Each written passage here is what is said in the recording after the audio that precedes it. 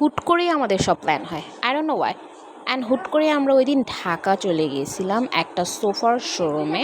Basically এখানে প্রচুর পরিমাণে ফার্নিচার ছিল। আমার প্ল্যান ছিল একটা মিরর আনার, বাট এত সুন্দর সুন্দর ক্যাবিনেট সোফাগুলো ছিল যার জন্য আমরা সেখান থেকে খালি হাতে ফিরতে পারলাম না। অ্যান্ড এই ক্যাবিনেট সোফাটা নিয়ে আসা হয়েছে অলরেডি বাসায় আরেকটা সোফা থেকে। তো যেহেতু সোফা রেখেছি তাই ড্রয়িং রুমটাকে তো খুব সুন্দর করে ফ্লাওয়ার দিয়ে সাজাতে হবে। মানে আমার আম্মু সাজানি গুছানির মধ্যে best of the best. Okay, so ওই দিন রেডি হয়ে গেলাম অ্যান্ড আম্মুর সাথে আমি বাজারে গেলাম। বিশেষ করে এইসব কাজে আমি আম্মুর সাথে যাই, cause I like it. And ওখানে এত সুন্দর ফুল ছিল ভাই, বলার বাহিরে। I just crazy about it.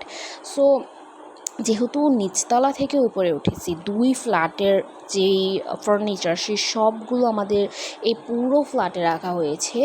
So এখনও আমাদের মানে শুধু ফার্নিচার আনছি, বাট গোছানো একটা ডেকোরেশনের ব্যাপার এগুলো আরও বাকি আছে। আমরা ধীরে ধীরে করছি, কারণ আমরা যেহেতু একাই, সো আর কোনো কিছু করার নেই।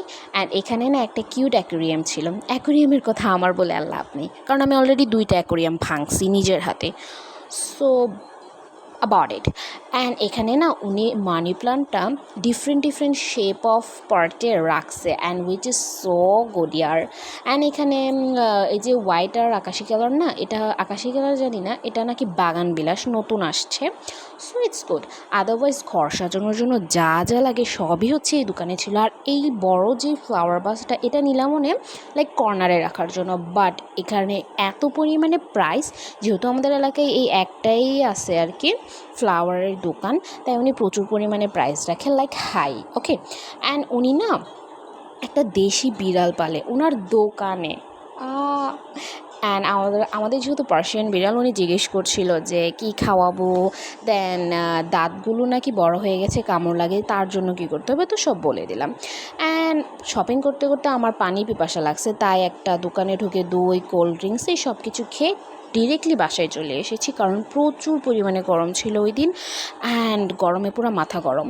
অ্যান্ড আমরা এর আগে এরকম 3টা মাটির জার আনছিলাম, যেগুলো 2টা ভেঙে গেছিলো মানে আমাদের আনার প্রসেসে। অ্যান্ড সেই জন্য এবার অনেক সাবধানে আরও 3টা মাটির জার আনছি। আর সামনের যে ফ্লাওয়ারগুলো, এগুলো আমাদের আগেরই ছিল, যেগুলো ওয়াশ করা হয়েছে একদম নতুন।